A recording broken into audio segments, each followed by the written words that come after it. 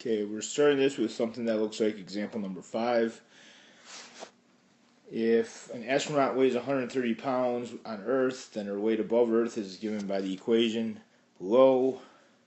Should probably be a comma in there. Where H stands for height, ... A, what is the weight at 100 miles? So that's not so difficult. We just need to plug in 100.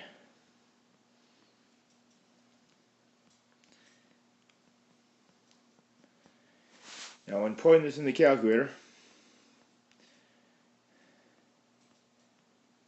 I'm going to put 3960 plus 100 in parentheses because it's always safer when you have working with fractions to put the numerator and denominator in fractions, except the numerator is just a number. So when I put that in my calculator, exactly how to see it.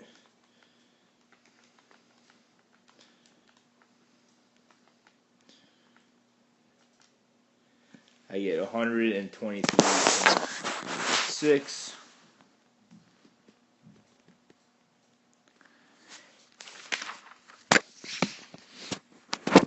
And I should have probably rounded that to 123.7.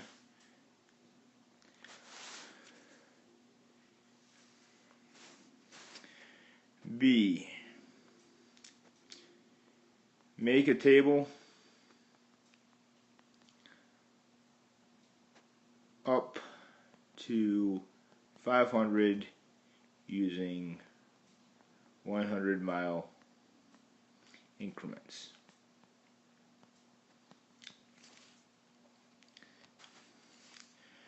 So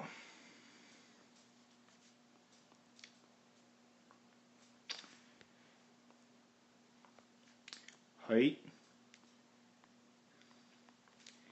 and we got 0 and we got 100, which we already figured out is 123.7, 200, 300, 400, and 500. Now for 0, when I plugged in 0, I'm actually going to get 130, which makes sense because in the problem it told me that the astronaut weighed 130 beforehand. And then I'm going to do the exact same thing that I did before, except the only thing I'm going to change is this number here. When I change this number to be 200, I get 117.8. Now go through, and if you hit second enter,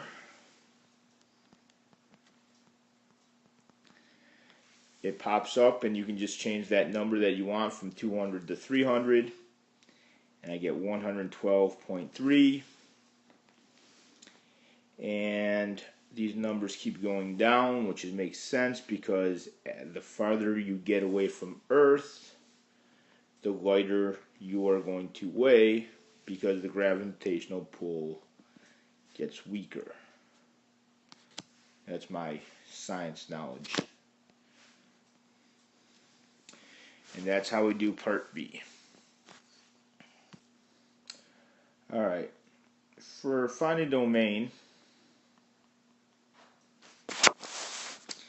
if I had just a regular old equation here, and I asked to find the domain, this would be all reals, because any number I put in for this x, I would get a number out. So let's try 1, where we wouldn't get it. If I did 4 over x plus 2, we all know that you're not supposed to divide by 2. I'm sorry, you can divide by 2. You can't divide by 0. So x plus 2 cannot be equal to 0. When I subtract 2, x equals negative 2. So the domain here will be all reals except negative 2 would be my domain.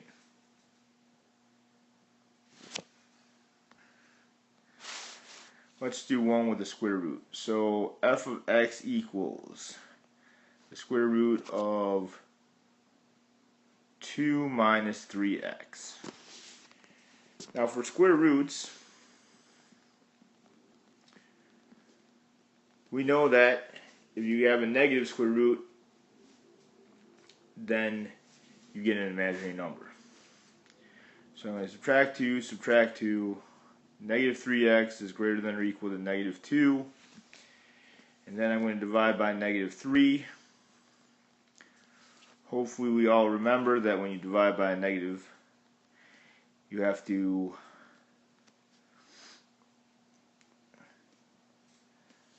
flip the inequality sign, and we get x is less than or equal to 2/3. And sometimes they give you the domain. So if I said f of x equals 3x minus 2, and 0 is less than or equal to x, which is less than or equal to 5, they essentially gave us our domain because that's what domain is, the x values. For our final example, we are going to talk about the different ways you can represent a function. And this is representing a function verbally. They're telling you how from one degree measure to another, from Celsius to Fahrenheit. And then there are 3 other ways to do it. The first way is algebraically, where we have numbers. So f of c is equal to why am I doing negative? We take the number and we multiply by 9/5 and then add 32. So we take 9/5 times the Celsius plus the 32.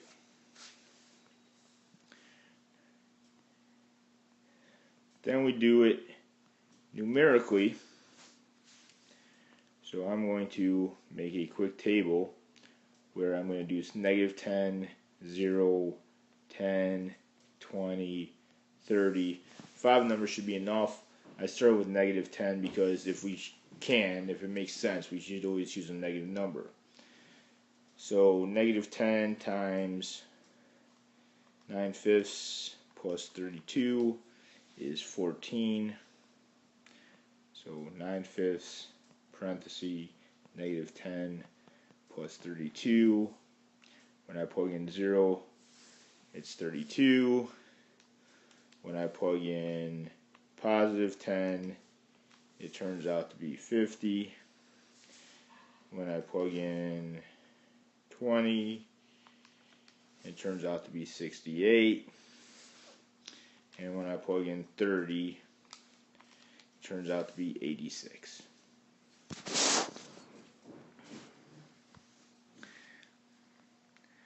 The last way to do it is graphically.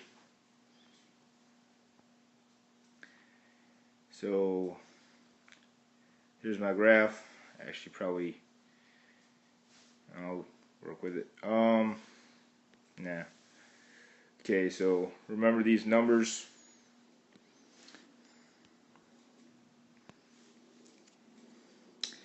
And here's 0, and we'll go up by 10, 20, 30, 40, 50, 60, 70, 80, and negative 10, 10, 20, 30, 40, 50. So negative 10 was at 14. 0 was at 32. 10 was at 58. 30 was at 20 was at 68. 10 was at 50. I'm sorry. 20 was at 68. And 30 was at 84.